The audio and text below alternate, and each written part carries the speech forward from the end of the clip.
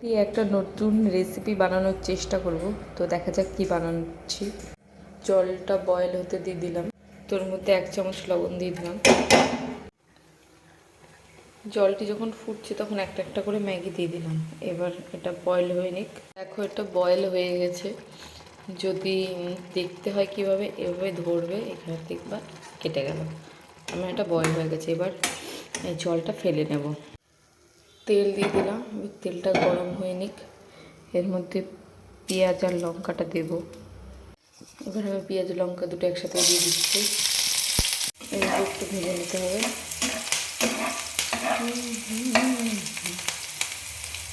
এবার এর মধ্যে এই ম্যাগিটা দিয়ে দেবো। ম্যাগিটা দিয়ে একটু হলুদ দিয়ে দিলাম। এর মধ্যে সয়া সস আর ভিনেগার 1 চামচ করে দিয়ে মিশিয়ে নেব। একটু ধনে পাতা দিয়ে দেবে।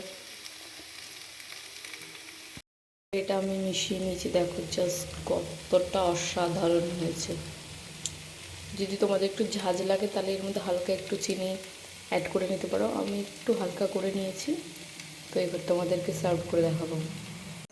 যা অসাধারণ দেখতে হয়েছে না, এভাবে সার্ভ করলাম। আপনারা একটু টমেটো কেচাপ দিয়ে খেতে পারেন। আমার কাছে এখন নেই, দেখি দোকান থেকে যদি আনাতে পারি তাহলে ছবি দেব। খেতে যা অসাধারণ লাগবে না, অসাধারণ।